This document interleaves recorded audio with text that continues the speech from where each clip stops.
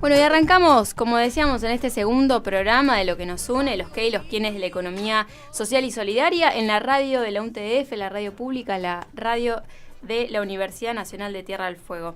Y como anunciábamos en este programa, vamos a tratar sobre el eje de soberanía alimentaria que es definida en el marco de la Red Universitaria de Economía Social y Solidaria a partir de esta campaña comunicacional por el UNDIES a la economía social y solidaria. Se entiende a la soberanía alimentaria como el derecho de cada pueblo a definir sus propias políticas y estrategias de producción, distribución y consumo de alimentos, incluida también el agua, por supuesto, a fin de garantizar una alimentación cultural y nutricionalmente adecuada para toda la población.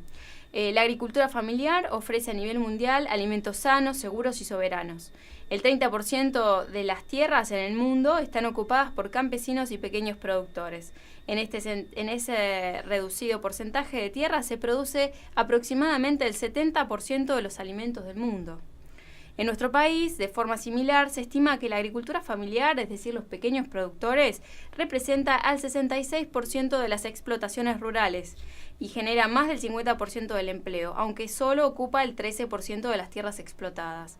Mientras que la agroindustria se encarga del 34% de las explotaciones rurales y ocupa el 87% restante de la superficie. Y produce un alto porcentaje de alimentos, sobre todo los frescos. Porque los productores de la agricultura familiar producen alimentos y no mercancías, la campaña exige ponerle un 10 a la soberanía alimentaria de la agricultura familiar.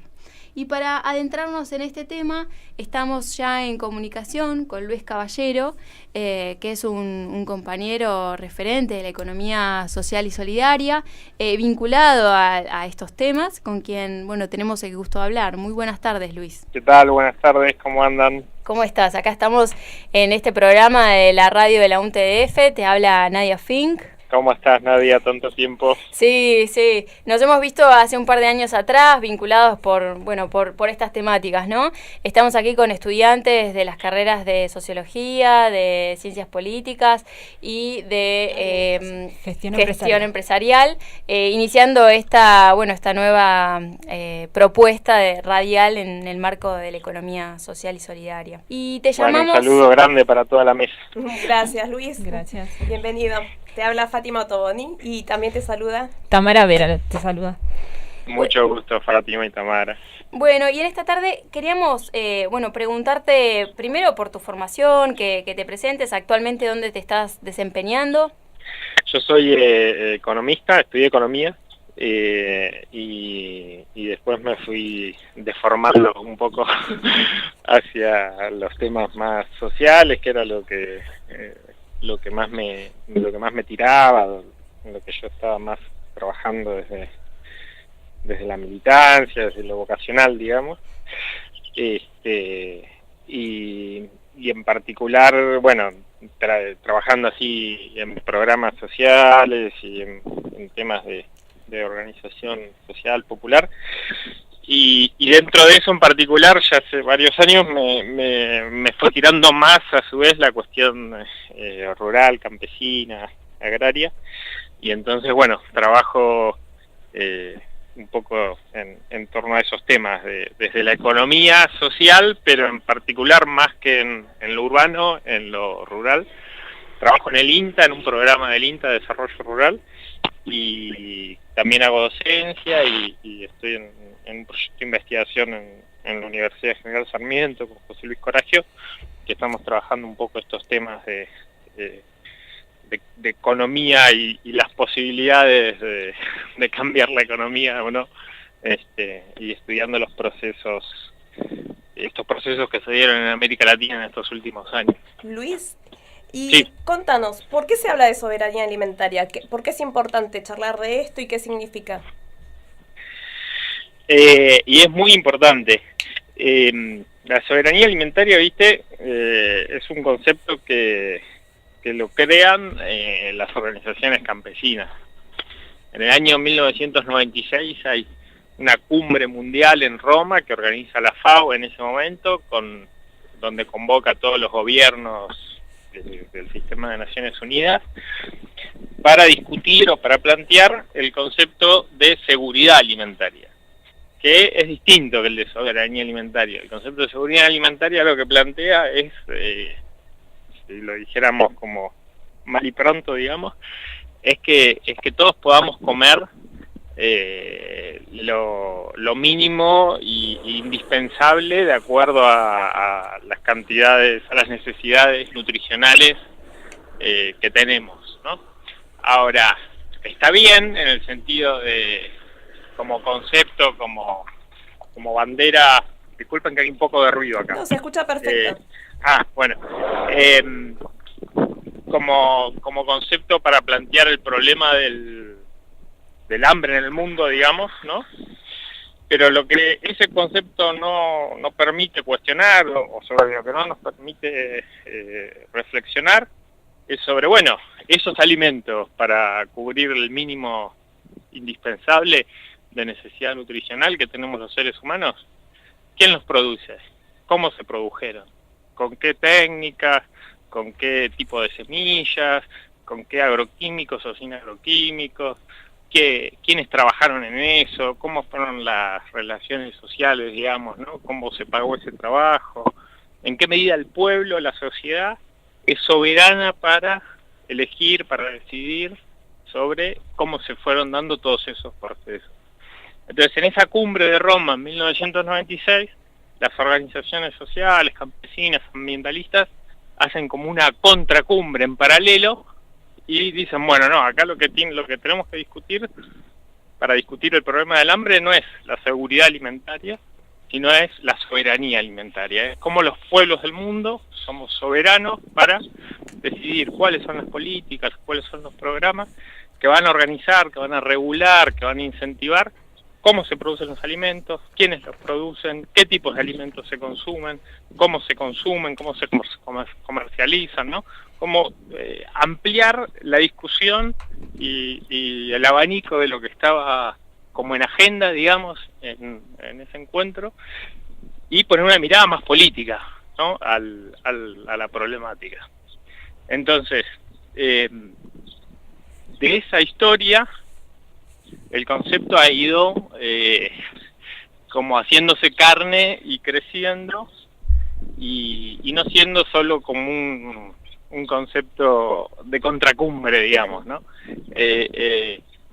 Hoy los mismos gobiernos y la misma FAO lo han ido reconociendo y lo han ido asumiendo, ¿no? Porque ¿qué pasaba? Pasaba, por ejemplo, que había programas alimentarios que desde el enfoque de la soberanía alimentaria, de la seguridad alimentaria, para atacar, para resolver o para responder al problema de la alimentación, al problema del hambre, capaz, no sé, le daban una sopa deshidratada a los chicos en la escuela que la producía una empresa ¿no? Y al lado había campesinos que producían verdura, que podían hacer que esa sopa fuese mucho más sana, fuese mucho más nutritiva, que generara trabajo ahí en esa comunidad, en esa localidad, ¿no? Entonces, esa sería como un poco la idea de la diferencia entre un concepto y el otro, ¿no? Y Luis, ¿cómo ves el panorama hoy en materia de soberanía alimentaria en Argentina? Complicado. El concepto se ha ido, esto que venía diciendo, se ha ido como reconociendo y se ha ido asumiendo, y los gobiernos, los programas, la misma FAO lo han ido incorporando a su discurso, a sus políticas, a sus prácticas. Ahora, eso no quiere decir que, o quizás se incorporó más a lo discursivo que a las prácticas concretas, ¿no? Y entonces, cuando la agricultura familiar y campesina no logra fortalecerse, no tiene políticas que la incentivan, que la reconocen con financiamiento, con recursos, con decisión política hacia eso. Y en cambio cada vez es más el agronegocio que avanza y que invade y organiza nuevos ámbitos de la vida social, de la naturaleza y también de la alimentación. Ahí perdemos soberanía alimentaria, ¿no? O sea, si avanzamos en nuevas leyes de semillas que reconocen los derechos de propiedad y de patente de las semillas como algo que puede ser objeto de ser privatizado, y no la semilla como un patrimonio de los agricultores, de los campesinos, de los pueblos, ¿no? Los campesinos y los agricultores como guardianes de ese patrimonio de la humanidad. Bueno, ahí estamos perdiendo soberanía alimentaria. Cuando son, como pasa hoy, las grandes cadenas de supermercados, el gran supermercadismo, el 70, el 80% de los canales por donde se comercializa los alimentos en la Argentina, ¿no? Y todas las prácticas que tiene el supermercadismo de cómo organiza eso, cómo se relaciona con los productores, lo que recibe el productor que está al final de la cadena, ¿no? Sea en la producción hortícola, sean los yerbateros, sea la fruta del Alto Valle. En las distintas cadenas que miramos, ¿no? Hay sectores concentrados que son los que fijan las condiciones y los que se quedan con las grandes tajadas de la ganancia, del valor que se genera en esa cadena. Bueno, ahí estamos perdiendo soberanía alimentaria tanto los consumidores que compramos después de esos productos como los productores que están en el campo, en las chacras, ¿no? En sus fincas. En ese sentido, es un problema grave. Y que no nos pasa solo en Argentina. Desgraciadamente, es como el proceso de transformaciones del capitalismo a nivel global, va generando mayor mercantilización en todos estos ámbitos, y eso atenta y socava la soberanía alimentaria de nuestros pueblos. Bien, Luis, ¿y podrías contarnos cuál es el principal desafío que enfrentamos en Argentina en materia de soberanía alimentaria? De todos estos que planteaste, Luis, para vos, ¿cuál es el principal? Están todos muy interconectados, ¿no? Uh-huh. El problema, yo diría, de Argentina y de América Latina en general, ¿no? Uh-huh. Es que en este momento, en esta época, en esta fase de desarrollo del capitalismo, el mundo, la División Internacional del Trabajo nos ubica como que somos la región del mundo, el territorio que va a proveer de la soja para alimentar los chanchos que comen los chinos, que va a proveer la pasta de celulosa o los minerales o el zinc o el litio, ¿no? Para el proceso de desarrollo industrial, económico, de la economía china o de otras economías del mundo, ¿no? Somos los proveedores de los recursos naturales, ¿no? En la lógica de la globalización neoliberal en la que vivimos. Entonces eso implica mayor avance y mayor explotación sobre la naturaleza, sobre los territorios, sobre las comunidades de pequeños productores, agricultores familiares, campesinos, y afecta sobre todo toda la industria de todo el régimen alimentario, digamos, ¿no? Cómo se organiza la producción, intercambio, distribución y consumo de los alimentos. El mundo del campesino, el mundo de la pequeña agricultura familiar, ha estado en todas estas últimas décadas muy confrontado, muy agredido por ese avance de la frontera agraria, por ejemplo, desalojando campesinos en Santiago del Estero para desmontar y para hacer soja, ¿no? O ha estado muy agredido por el comercio, las formas en las que se comercia, por ejemplo, la yerba mate, por ejemplo, en Corrientes y Misiones, ¿no? Hay 17.000 productores que más del 70% son pequeños, tienen menos de 10 hectáreas de producción que hacen yerba mate, y de esos 17.000 productores que están en una punta de la cadena y los 40 y pico millones de argentinos que estamos en la otra punta que todos tomamos mate, en el medio eso que podría parecer que es una cadena que va a ser muy democrática y que va a funcionar bajo la lógica del mercado de competencia perfecta, ese que nos enseñan en las universidades, en las clases de economía. Bueno, no funciona así, porque hay 4 grandes que controlan casi el 80% de la producción de yerba. Entonces, la mayoría de las cadenas agroalimentarias ha pasado, de la mano de este proceso, esto, ¿no? Una mayor concentración económica. una mayor mercantilización de la naturaleza y de los alimentos, una mayor transgenización, digamos, ¿no? Mayor incorporación de transgénicos, mayor incorporación de agroquímicos, formas de explotación más extractivas. Entonces, bueno, todo eso genera una problemática particular para nuestro país en lo que hace a la soberanía alimentaria. Claro. Pero al mismo tiempo, ¿puedo decir una cosita más? O sí, por supuesto. Hablé mucho, cortito. Digo, no, para no ser tan negativo en la idea. Al mismo tiempo hay cada vez más en la sociedad mayor conciencia y mayor interés y mayor preocupación por la cuestión de la alimentación. Empezamos como sociedad a tomar mayor conciencia de que estos temas, la agricultura familiar, la soberanía alimentaria, no son problemas de los campesinos que están en Santiago del Estero, que están en el Chaco en el medio impenetrable, que están en Tierra del Fuego, ¿no? O sea, empezamos a tomar conciencia de que es un problema que nos afecta también a los que vivimos en las ciudades y trabajamos en un comercio, en un banco, en una escuela, en una universidad. Bueno, tiene también que ver con nosotros, ¿no? No es solo un problema de los productores que están allá lejos y que tienen el problema de que los fumigan o de que les quieren quitar la tierra.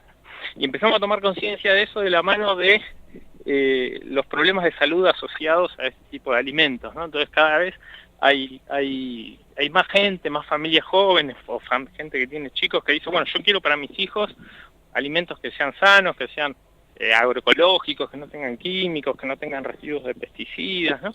Hay mayor conciencia de todo eso y en parte, y esto no porque lo diga yo, lo dice como gente muy estudiosa de estos temas, ¿no? La disputa, el conflicto en torno a la alimentación, en torno a la soberanía alimentaria, va a ser el eje central de la cuestión agraria en el siglo XXI, así como fue la lucha por la tierra, el eje central de la cuestión agraria en el siglo XX, ¿no? Esa mayor conciencia, mayor preocupación, es algo bueno y es algo sobre lo cual tenemos que pensar cómo actuar políticamente, cómo generar mayor organización, ¿no? Una fortaleza que tenemos como capacidad de reacción. Tal cual. Entonces, por ahí la vía de la alternativa, de la mano de la organización, del asociativismo, de la vinculación entre productores y consumidores, y también en esto de, justamente, ¿no? Como ser conscientes de lo que queremos y ejercer soberanía desde ahí, ¿no? Desde elegir qué es lo que queremos consumir y qué es lo que queremos para las generaciones futuras, ¿no? Tal cual. Mirá, ahora estoy en Varadero, en provincia de Buenos Aires, como a 150 kilómetros de la ciudad de Buenos Aires, una zona sobre el río Paraná, donde estamos compartiendo un encuentro de pescadores artesanales, de acá de la zona de Varadero, San Pedro, de esta zona de la provincia de Buenos Aires, con pescadores artesanales de Entre Ríos, de la zona de Concordia. Y cómo el proceso organizativo de esos grupos de pescadores, ¿no? Todo un trabajo, porque el pescador tiene como una dinámica muy individual, muy solitaria, ¿no? Pero históricamente siempre quedaban muy a merced del acopiador, que cuando llegaban les pagaba 2 mangos por el pescado que traían recién pescado, ¿no? Bueno, hay un proceso de organización que se ha ido dando en distintos lugares y que, por ejemplo, en el caso de Concordia, ya han formado su cooperativa, tienen su planta de elaboración, venden a través de una red de comercio justo, donde está la universidad, donde hay algunos programas, donde hay apoyo del municipio, apoyo de la bromatología, pero hay un proceso de organización de la red de comercio justo, de la cooperativa de los pescadores, de otros emprendimientos y grupos, ¿no? Bueno, cómo la organización popular va generando nuevas posibilidades de construcción de soberanía alimentaria a nivel local, que si no estarían, ¿no? Y seguiríamos comiendo el pescado caro que vende el intermediario y que le paga 2 mangos al pescador, o seguiríamos comprando la verdura con agroquímicos o con, ¿no? Bueno, los distintos rubros, ¿no? Bueno, ahí hay toda una beta para trabajar en términos de organización. Claro, claro, claro.